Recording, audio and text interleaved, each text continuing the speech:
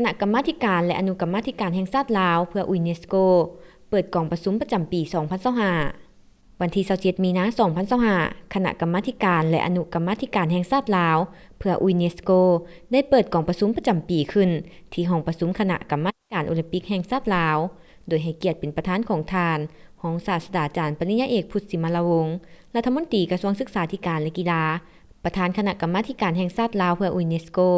มีรองประธานและเลขาธิการคณะกรรมาธิการแห่งชาติลาวเพื่อยูเนสโกพร้อมด้วยหัวหน้ากรมและสมาชิกอนุกรรมาธิการศึกษาอนุกรรมาธิการวิทยาศาสตร์ธรรมศาสตร์อนุกรรมาธิการวัฒนธรรมสังคมอนุกรรมาธิการข้อมูลข่าวสารและการสื่อสารและเชี่ยวชาญที่ปรึกษาของแขนงวัฒนธรรมเข้าร่วมท่านรองศาสตราจารย์ปริญญาเอกพุทธศิมลวงศ์ได้กล่าวว่า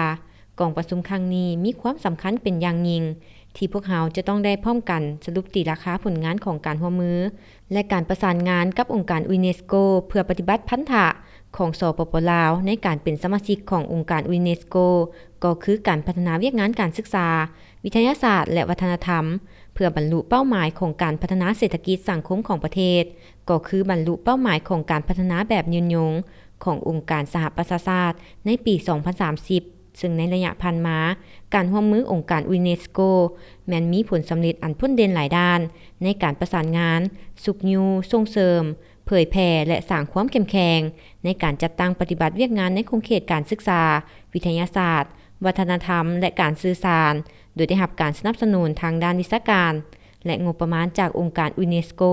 โดยผ่านบรรดาโครงการและข้อริเริ่มต่างๆนอกนี้ในกองประชุมยังได้ทบทวนคืนการจัดตั้งปฏิบัติเวียกงานที่ผ่านมาทางด้านการเคลื่อนไหวเวียกงานการศึกษาวิทยาศาสตร์วัฒนธรรมและการสื่อสาร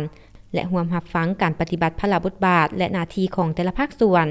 ปรึกษาหารือกลไกการประสานงานระหว่างองค์การคณะกรรมาธิการแห่งชาติเพื่อยูเนสโกและบรรดาอนุกรรมาธิการทั้ง4ฝ่ายและเวียกงานอื่นๆพร้อมทั้งผ่านข้อตกลงว่าด้วยการแต่งตั้งประธานและรองประธานคณะกรรมาธิการแห่งชาติลาวเพื่อยูเนสโกผ่านข้อตกลงว่าด้วยการแต่งตั้งอนุกรรมาธิการแห่งชาติลาวเพื่อยูเนสโกผ่านบทสรุปประจำปี 2024และแผนปี 2025ขององค์การเลขาคณะกรรมาธิการแห่งชาติลาวเพื่อยูเนสโกและผ่านบทสรุปการเคลื่อนไหวเวียกงานที่ติดพันกับองค์การยูเนสโกประจำปี 2024และแผนปี 2025ของอนุกรรมาธิการแต่ละฝ่ายอีกด้วย